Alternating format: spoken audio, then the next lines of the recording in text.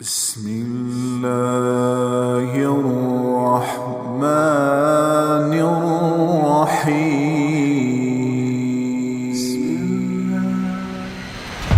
ان شخصیات سے متاثر ہو جو پیسے پہ بکتے ہیں، جو چیزوں پہ بکتے ہیں، جو کھلونوں کی طرح بکھر جاتے ہیں اور جو نوٹوں پہ اوپر گردش کرتے ہیں۔ وہ تمہارے آئیڈیل ہیرو ایک آیا ہے، ایک آئے ہیں جسے میرے اللہ نے حبیب بنایا، تمہیں ہیرو بنا کے دیا، اسے پیار کیا، اسے لارڈ کیے۔ مزمل، مدثر، یہ لارڈ ہے، یہ لارڈ ہے۔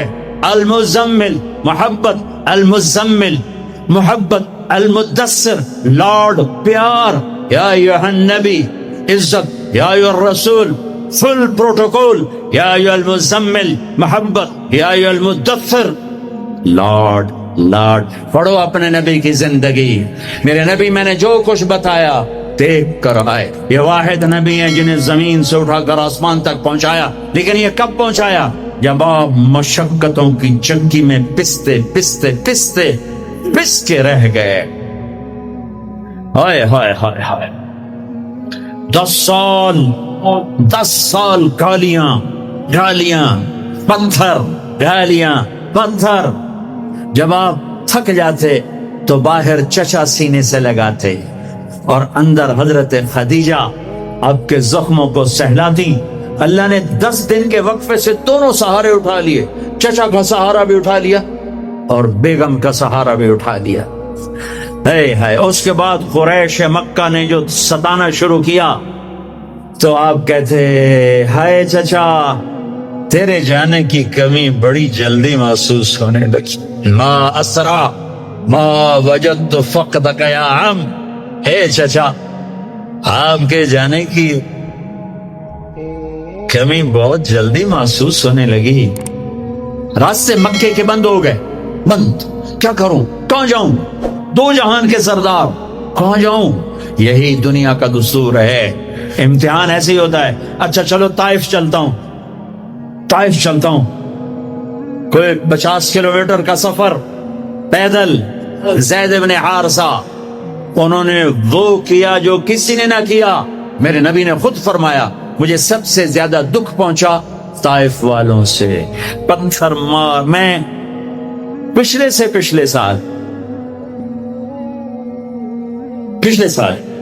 عمرے پر گیا، وزٹ ویزا، میں ایک مقامی طائف کے آدمی کو لے کر خاص طور پر چونکہ وہ جگہ اب عام پتہ نہیں چلتا، میں وہاں پہنچا جہاں میرے نبی کو پتھر پڑے تھے اور جہاں آپ بے ہوش ہو کر گرے تھے اور جہاں زید بن حارثہ غلام نے آپ کو ایک درخت کے نیچے لٹایا تھا، وہ ساری جگہ میں آنکھوں سے دیکھ کے آیا۔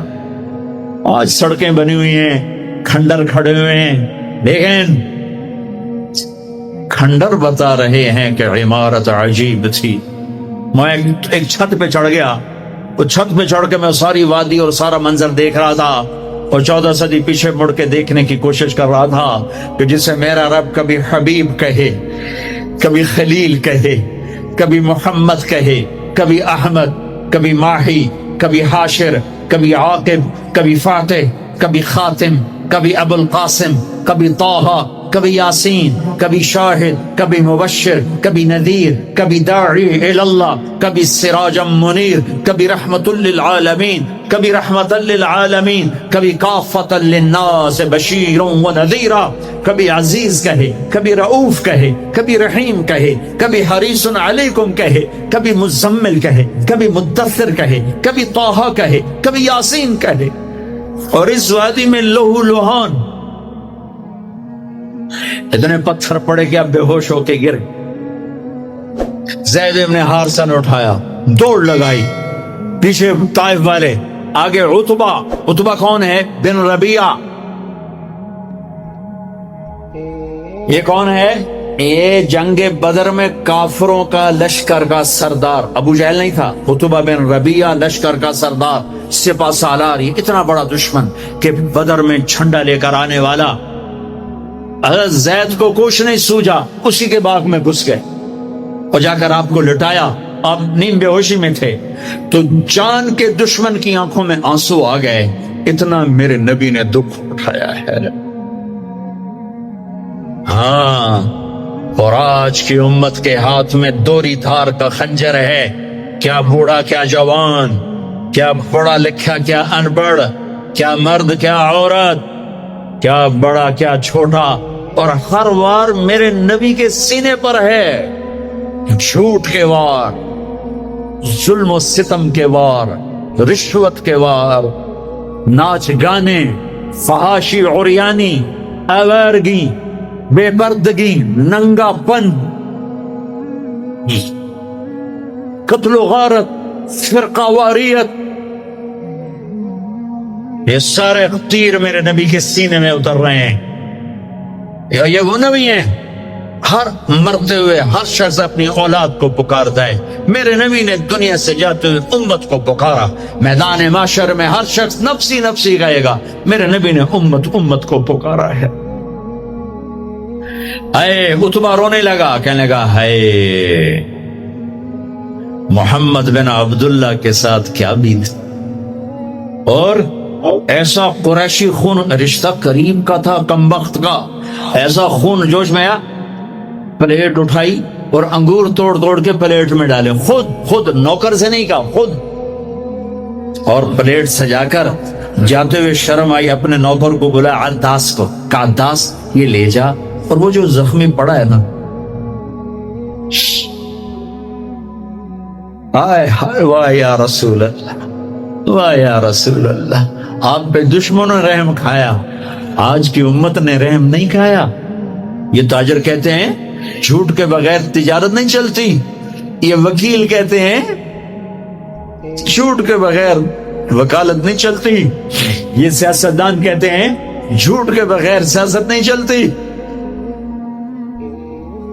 کہنے لگا وہ جو آدمی پڑا ہے نا زخمی، اس کو جا کر یہ انگور دو اور اسے کہنا کہ وہ کہہ رہا ہے تمہیں رشتہ داری کی قسم میرے انگور رد نہ کر۔ کیا قسم دی؟ کہ تمہیں رشتہ داری کی قسم میرے انگور رد نہ کر۔ دشمنوں نے جن پر رحم کھایا، آپ نے انگور کا دانہ اٹھایا، اس سے پوچھا کون ہو بھائی؟ کہ میں نینوا کا ہوں۔ اچھا میرے بھائی یونس کے شہر کے ہو؟ کہ آپ کو یونس کا کیسے پتا ہے؟ کہ وہ نبی تھے، میں بھی نبی ہوں، اور سورہ یونس تھوڑی سی پڑھی تو وہ پاؤں پر چومنے لگا اور کلمہ پڑ گیا، تو آپ کو اپنے زخم ہی بھول گئے۔ جب وہ واپس گیا تو عتبہ نے کہا تو نے میرے پاؤں تو کبھی نہیں چومے، اس کے کیوں چومے؟ کہہ رہے عتبہ میرے آقا وہ سچا نبی ہے، مان جاؤ گے تو فلاح پاؤ گے۔ کہا تیروں پر بھی اس کا جادو چل گیا۔ پھر آپ نے ایک دعا مانگی ہے اسی انگور کی بیل کے نیچے، اللہم انی اشکو الیک ضعف قوت وقلت حیلتی وہوانی علی الناس۔ اے میرے راو، آج میں کوئی دکھ سکھ نہ پھولوں تیرے ساتھ، اپنا کوئی دکھ نہ بیان کروں تجھے میرے مولا، یہ لوگوں نے مجھے کیسے دکھ پہنچائے ہیں، تو نے مجھے کن کے حوالے کر دیا؟ الى من تکلونی الى بعید یتجہمنی او الى عدو ملکتہ امری۔ یہ نا آشنا، یہ دشمن ان میرا یہ حال کر دیا۔ ان لم تکن علی ساقتا فلا ابالی، لیکن میرے رب اگر تو مجھ سے راضی ہے،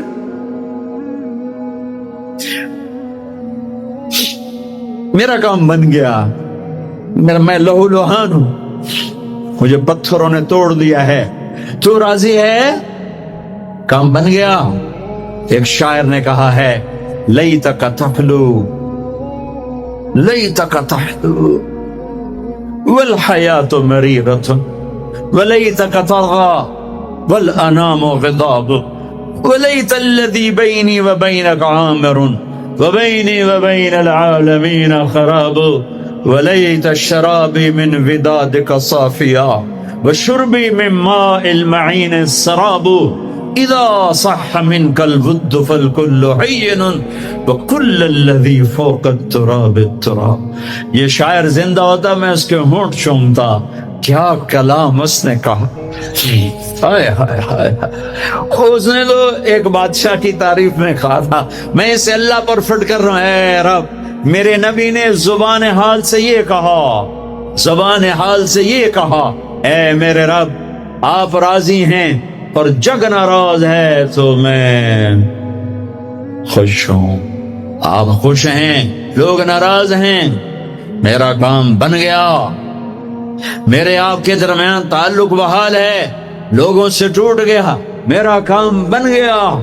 آپ کی محبت کا جام اگر میٹھا ہے اور کل کائنات کا پانی کڑوا ہو گیا تو کام بن گیا، میرا آپ کا تعلق اگر باقی ہے اور ساری کائنات میرے ہاتھوں سے چھن گئی تو میرا کام بن گیا۔ ہائے ہائے ہائے۔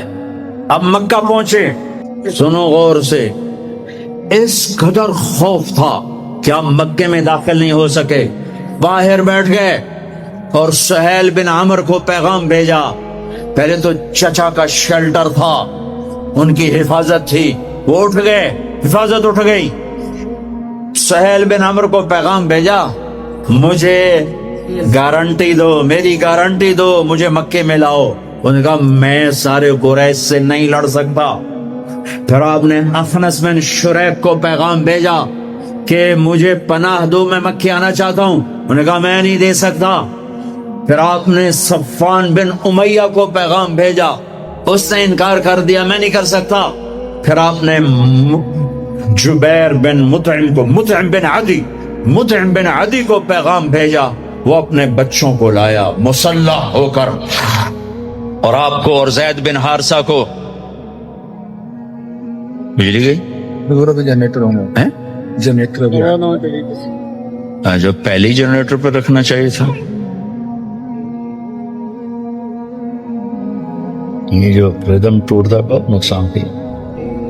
مطعم بن عدی اپنے بیٹوں کو لایا، تلواروں پہ سائے میں حرم میں آ کر اعلان کیا کہ آج کے بعد محمد بن عبداللہ صلی اللہ علیہ وسلم میری پناہ میں ہیں، کوئی ان پہ ہاتھ نہ اٹھائے۔ ابو جہل کھڑا ہو گیا، یہ پناہ کس طرح دے رہے ہو؟ اس کا کلمہ پڑھ کے یا اپنے دین پر باقی رہ کر؟ کہا نہیں، اس کا دین نہیں، اپنے دین پہ باقی رہ کر۔ کہا ٹھیک ہے، تیری پناہ کو تیرے وعدے کو نبھایا جائے گا۔ اس حال پر جب آپ پہنچے کہ کوئی مددگار، حضرت خدیجہ گھر سے اٹھ گئیں، چچا باہر سے اٹھ گئے، ساتھی ہیں کوئی نہیں، چاروں طرف اندھیر ہے، اور آپ انہی زخموں میں، چونکہ حضرت خدیجہ تو انتقال کر چکی ہیں، آپ حضرت ام ہانی اپنے چچا زاد بہن کے گھر سوئے میں، حضرت علی کی بہن، کہ جبریل نے آ کے پاؤں دبائے، یا رسول اللہ، اللہ کی ملاقات کا نظام بن چکا ہے، آپ کے رب آپ کو اپنے ملاقات کے لیے بلا رہے ہیں۔ جب دکھ تکلیفیں آخری حد پر گئیں تو اللہ نے اسی لحاظ، جتنا پریس کیا جاتا ہے، جب ریلیز ہوتا ہے پریشر تو اتنا ہی اوپر جاتا ہے، میرے نبی پر جب دکھوں کی یہ تابڑ توڑ بھرمار ہوئی تو اللہ نے پھر یوں اٹھایا،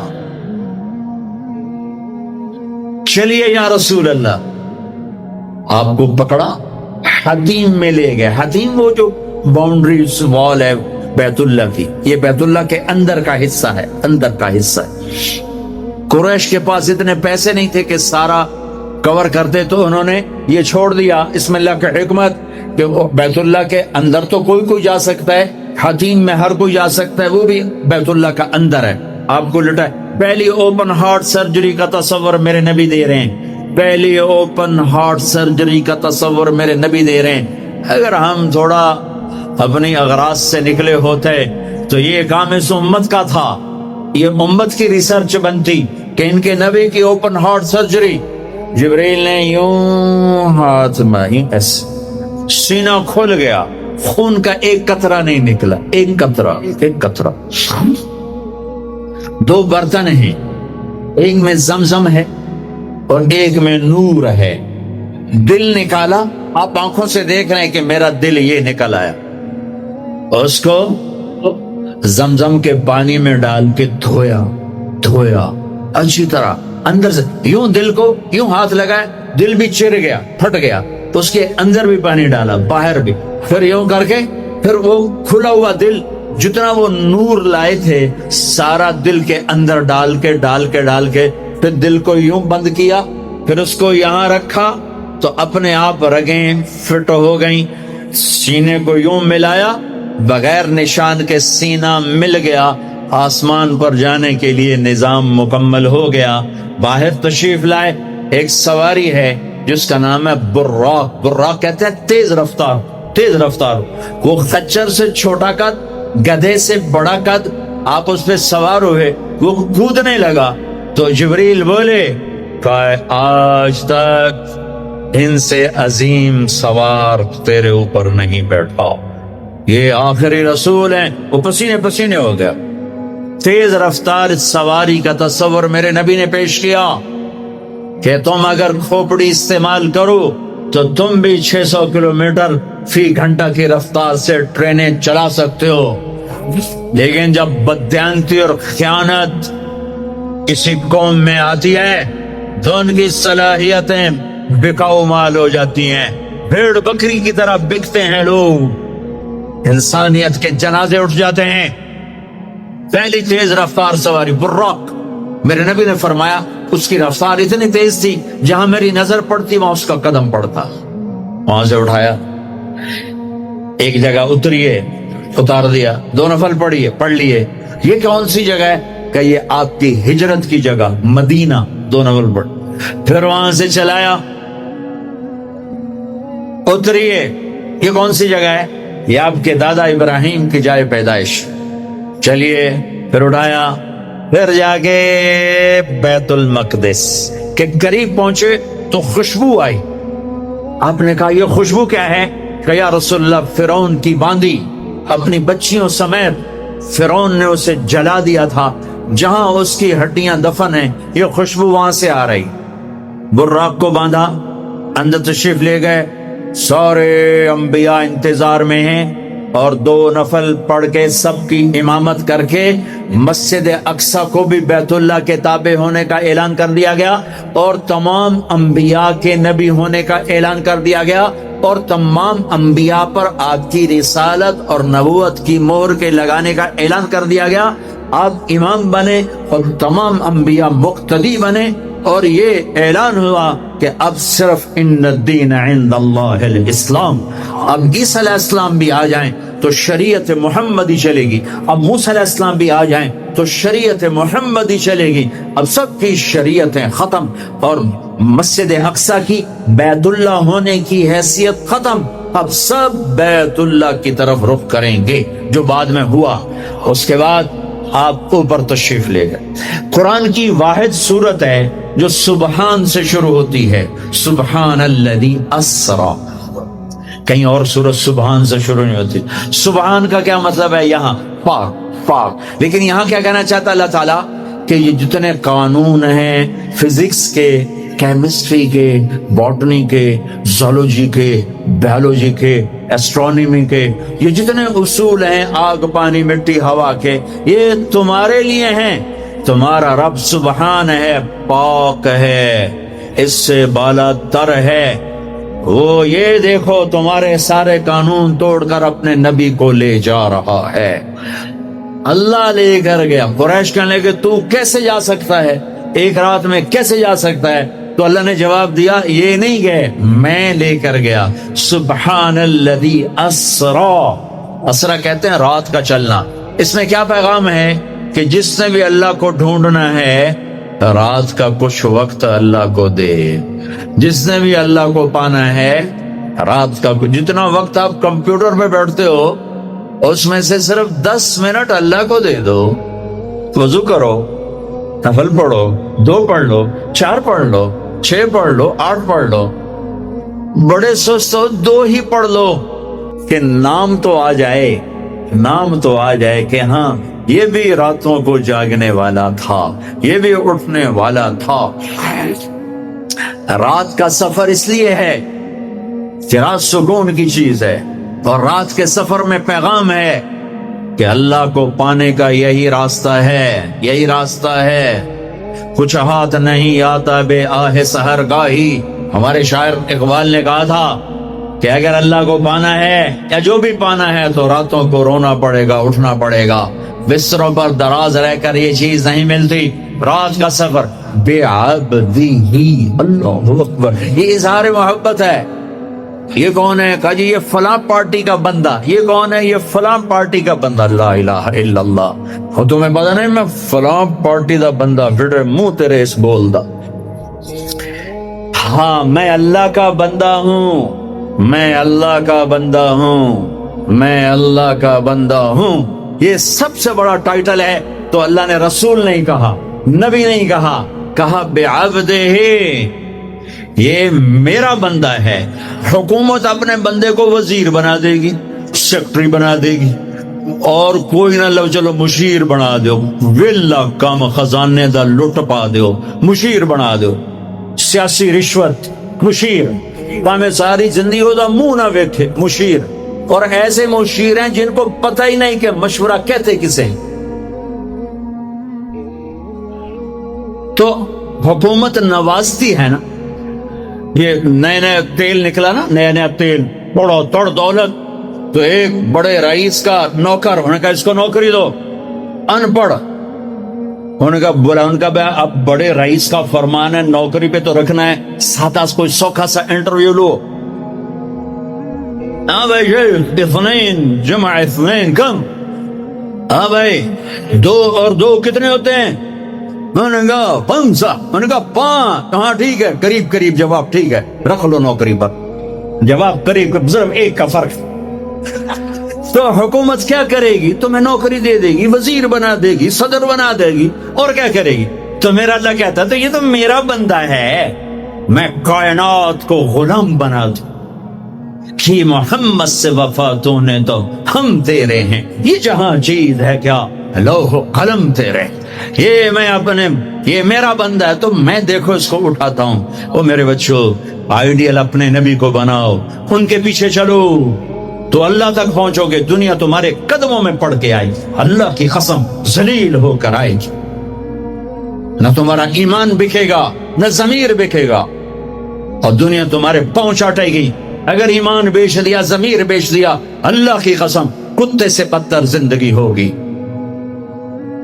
ہاں بے عبدہ، بہت بڑا ٹائٹل، بے عبدہ، میرا بندہ، میرا بندہ، میں اپنے بندے کو لے جا رہا ہوں۔ الف اور با، اسرا بے عبدہ، اسرا کہو تو با کی ضرورت نہیں، بے عبدہ ہی کہو تو الف کی ضرورت نہیں۔ اسرا کے ساتھ الف، عبد کے ساتھ با کا مطلب ہے کہ اللہ فرما رہے میں نے بلایا، میں لینے آیا ہوں، میں لینے آیا ہوں۔ او پرواز، خلا میں جانے کا پہلا تصور معراج کے قصہ نے دیا۔ پہلا آسمان، دوسرا، تیسرا، چوتھا، پانچواں، چھٹا، ساتواں، پہلا آسمان، آدم علیہ السلام، میرے بیٹے آ گئے، میرے بھائی آ گئے، نبی آ گئے۔ دوسرا آسمان، یحییٰ، زکریا، عیسیٰ علیہ السلام، ہمارے بھائی آ گئے، ہمارے نبی آ گئے۔ تیسرا آسمان، یوسف علیہ السلام، ہمارے بھائی آ گئے، ہمارے نبی آ گئے۔ چوتھا آسمان، ادریس علیہ السلام، میرے بھائی آ گئے، میرے نبی آ گئے۔ پانچواں آسمان، ہارون علیہ السلام، بھائی آ گئے، نبی آ گئے۔ چھٹا آسمان، یوسف علیہ السلام، بھائی آ گئے، نبی آ گئے۔ ساتواں آسمان، ایک روایت کے مطابق ابراہیم علیہ السلام سامنے کھڑے ہیں، استقبال کیا ہے، ایک روایت۔ دوسری روایت شفا، قاضی عیاض کی کتاب شفا، دوسری روایت، آپ 7ویں آسمان پر گئے تو ایک بیت اللہ ہے، بیت اللہ کا طواف ہو رہا ہے، اور ایک بڑے میاں سفید داڑھی بیت اللہ کے ساتھ ٹیک لگا کے یوں بیٹھے ہوں۔ یہ بابا جی کیوں نہیں اٹھے؟ یہ امت کو رشتوں کی قدر سمجھانی ہے کہ بیٹا نبوت پر بھی پہنچ جائے تو باپ کے لیے بیٹا ہی ہوتا ہے، اور باپ کے آگے جھکنا اس کی نبوت کے شان کو بڑھاتا ہے، گھٹاتا نہیں۔ ایک روایت ہے استقبال میں کھڑے تھے وہ بھی ہے، ایک روایت جو دوسری بھی ہے کہ وہ یوں بیٹھے ہوئے ہیں، جب قریب ہوئے تو آپ کھڑے ہوئے۔ باقی نبیوں نے کہا بھائی آ گئے، نبی آ گئے۔ آدم علیہ السلام نے کہا بیٹا آ گیا، نبی آ گیا۔ ابراہیم علیہ السلام نے کہا میرا بیٹا آ گیا، میرا بیٹا آ گیا۔ کسی نبی نے چوما نہیں، ابراہیم علیہ السلام نے گلے لگا کے ماتھا چوما، ماتھے کا بوسہ لیا۔ کسی نبی نے ہمیں سلام نہیں بھیجا، ابراہیم علیہ السلام نے فرمایا بیٹا اپنی امت کو میرا سلام کہہ دے، اپنی امت کو میرا سلام کہہ دینا۔ سدرۃ المنتہا پہ جبریل اٹک گئے، یا رسول اللہ بارڈر آ گیا، بارڈر، آگے ویزا کوئی نہیں، آگے ویزا کوئی نہیں، یہ ایک بالش تو پر گیا تو جل کے راکھ ہو جاؤں گا، آپ جانے اور آپ کا رب جانے۔ حضرت جزیر رضی اللہ عنہ کی امانت داری، زریر بن عبداللہ رضی اللہ عنہ نے گھوڑا خریدا، نوکر سے کہا خرید کر لاؤ، وہ لے کر آیا، 300 روپے میں سودا ہوا۔ جب گھوڑے کو دیکھا تو گھوڑا مہنگا تھا، مالک کو خود بھی پتہ نہیں تھا اپنی چیز کی قیمت کیا ہے، تو وہ مالک سے کہنے لگے تیرے گھوڑے کے 400 روپے دے دوں؟ 400 درہم۔ کہنے لگا جی بڑی اچھی بات ہے۔ کہا اگر 500 کر دوں؟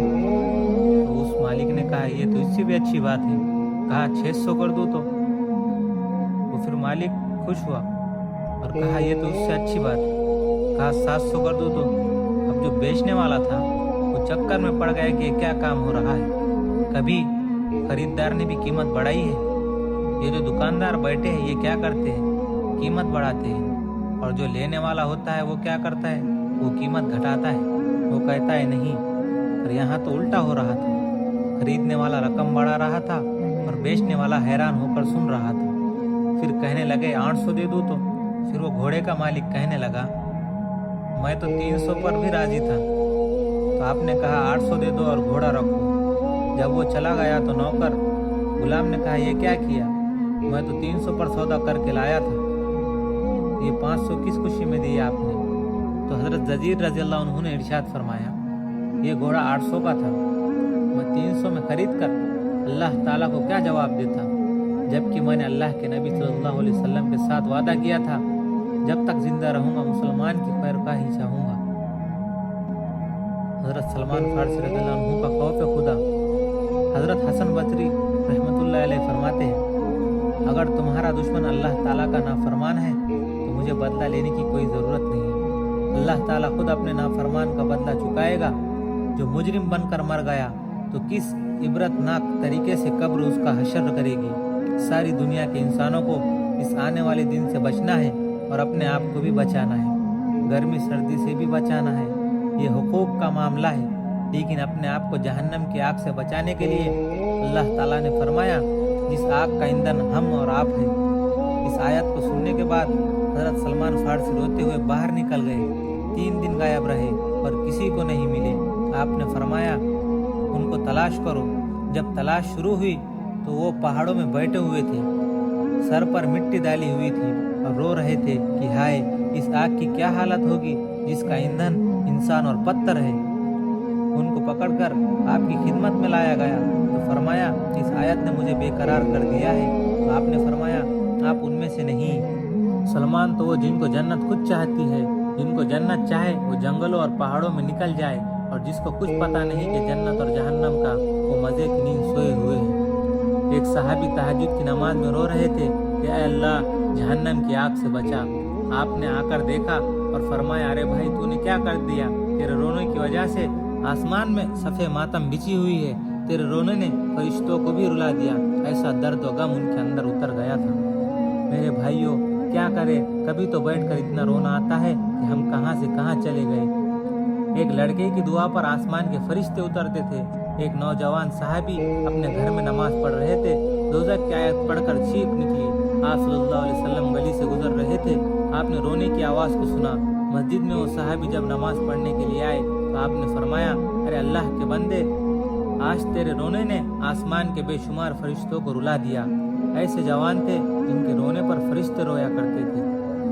ایک نوجوان نے دوزخ کا ذکر سنا और कपड़े उतार कर और जाकर रेत पर लेट गया और तड़पने लगा और कहने लगा, ऐ नफ्स, देख दोज़ख की आग, ये रेत की आग बर्दाश्त नहीं, दोज़ख की आग कैसे बर्दाश्त करेगा। रात को मुर्दार बनकर सारी रात सोता है और दिन को बेकार फिरता है, तेरा क्या बनेगा। हुजूर अकरम सल्लल्लाहु अलैहि वसल्लम ये सारा मंजर देख रहे थे। फरमाया, इधर आ, तुझे खुशखबरी सुनाऊं। तेरे लिए आसमान के सारे दरवाजे खोल दिए गए और अल्लाह ताला खुश हो रहा है और फरिश्तों से कहता है कि देखो मेरा बंदा ऐसा होता है। चंगेज खान ने 40 शहर तबाह किए जिनकी आबादी 30 लाख से ज्यादा थी और ऐसे तलवार चलाई जैसे बकरियों पर तलवार चलाई जाती है, लेकिन वो अपनी मौत मर गया। दुनिया की अदालत सजा नहीं दे सकी। उसका पोता मंगू खान अपनी मौत आप मर गया। हलाकू खान अपनी मौत मर गया। उन पर अल्लाह ताला की तलवार न बरसी और न ही अल्लाह ताला का अजाब का कोड़ा बरसा।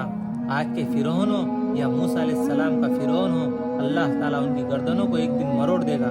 अल्लाह ताला ने बताया कि मेरे कानून के खिलाफ करने पर या मेरे कानून की पाबंदी पर सजा का एक पूरा निज़ाम मुकर्रर है, इसमें कोई शक नहीं, लेकिन इंतजार करो।